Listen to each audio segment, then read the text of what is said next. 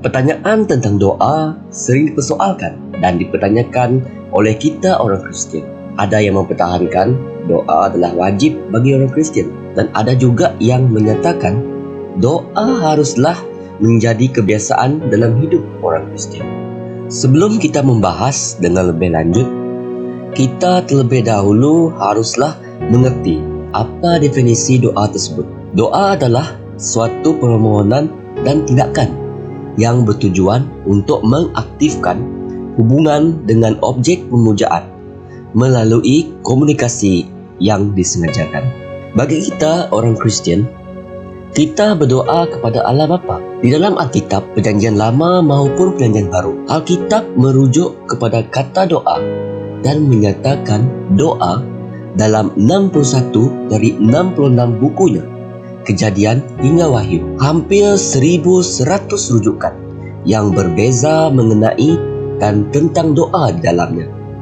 Sebagai contoh, di dalam Perjanjian Lama, Kejadian 4 ayat 26, lahirlah seorang anak laki-laki bagi Set juga, dan anak itu dinamainya Enos. Waktu itulah orang mulai memanggil nama Tuhan.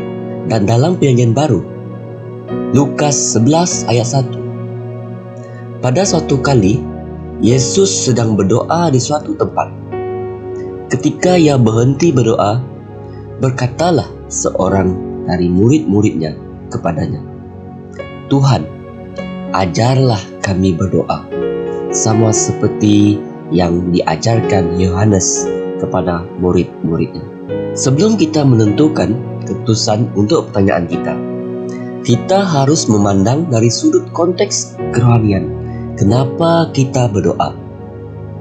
Doa dilihat sebagai disiplin rohani, yaitu disiplin yang bukan bersifat untuk membebankan manusia, tetapi untuk memberkati manusia.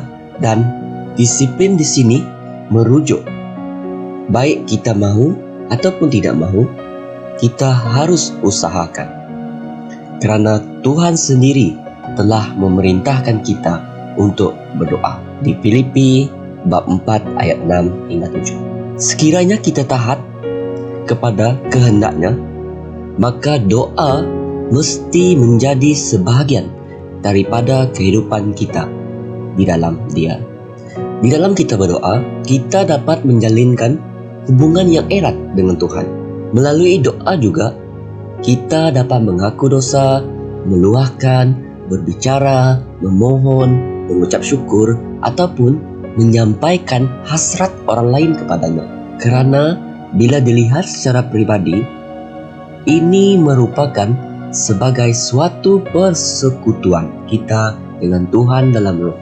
Di dalam kitab Nabi Yeremia bab 33 ayat 3 mengatakan, "Berserulah kepadaku, maka aku akan menjawab engkau dan akan memberitahukan kepadamu hal-hal yang besar dan yang tidak terpahami, yakni hal-hal yang tidak kau ketahui." Doa adalah suatu wujud pelayanan kita kepada Tuhan. Lukas bab 2 ayat 36 hingga 38. Banyak orang menganggap pelayanan hanya terhad kepada khotbah dan perjalanan sesuatu gereja.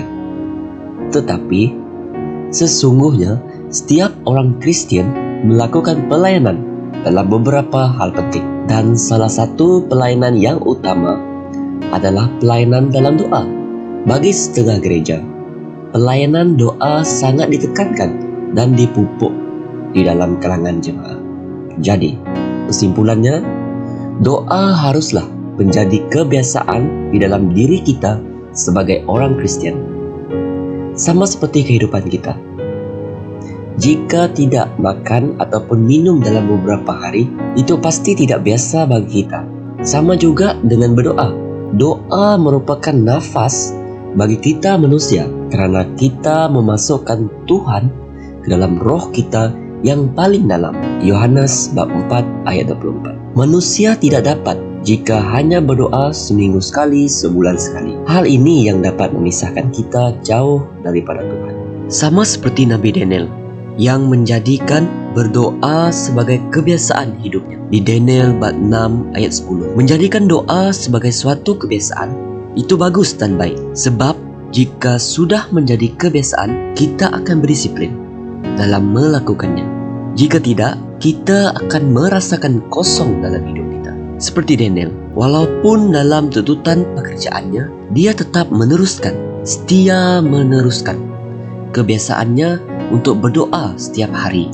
Begitu juga kita. Amin.